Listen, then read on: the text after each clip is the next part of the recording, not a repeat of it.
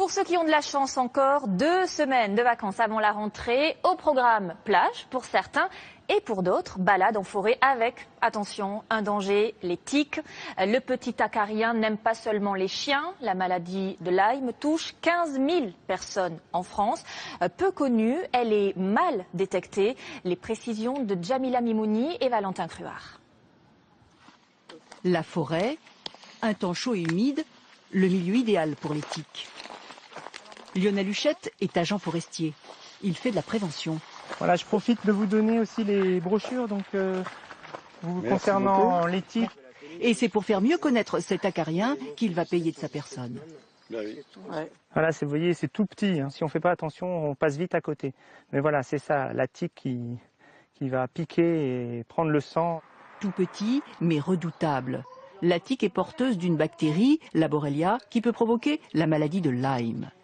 Et les promeneurs ne sont pas toujours informés. Qu'est-ce que vous faites contre les tiques? Ah ben, faut les arracher et puis mettre un point de vinaigre dessus, terminé. Moi, je les arrache et puis je mets du produit. La tique, il ne faut surtout pas l'arracher, au risque de ne pas tout enlever. Mais il faut la décrocher à l'aide d'un tire-tique. On coince la tête et on fait tourner sur l'inverse des aiguilles d'une montre et voilà, et on bascule et on soulève. Et on enlève la tique. La maladie de Lyme peut être très grave et aller jusqu'à la paralysie. Aujourd'hui, Sophie Dubé peut faire un peu de jardinage et remarcher. Aujourd'hui, ça va, je suis pas trop mal. En général, je peux travailler une demi-heure, 1 heure, et puis après, je commence à avoir mal partout, je suis obligée d'arrêter. Mais le diagnostic a été très long à poser. Il y a 2 ans, j'étais de toute façon une loque. Physiquement, j'étais plus capable de faire grand-chose, mais en plus, je commençais à avoir des pertes de mémoire, je commençais à avoir des difficultés de concentration, j'arrivais plus à taper à la machine, j'arrivais plus à lire. Donc j'étais vraiment très très handicapée. Ces symptômes laissaient les médecins perplexes. Ils l'envoient même voir un psychiatre. Un grand découragement. Il y a eu un moment où en fait je me suis demandé si c'était vraiment utile de continuer à vivre.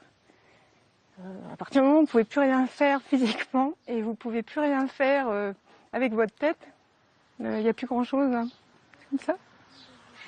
Au bout de 4 ans, un médecin fait enfin le bon diagnostic et donne un nom à sa maladie. C'est la maladie de Lyme. Une maladie complexe, d'autant plus que les tests ne sont pas toujours fiables et que les symptômes se confondent avec ceux d'autres maladies. C'est pourquoi on la surnomme la grande imitatrice.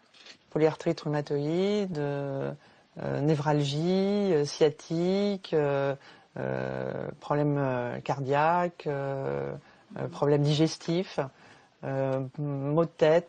Traitée à temps, cette maladie peut se guérir rapidement avec des antibiotiques. Sinon, il faut des traitements à vie. Chaque année, la maladie de Lyme toucherait environ 15 000 personnes en France.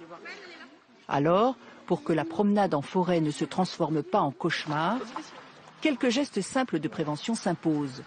Porter des vêtements longs et bien vérifier après la balade qu'aucune tique ne s'est accrochée à la peau.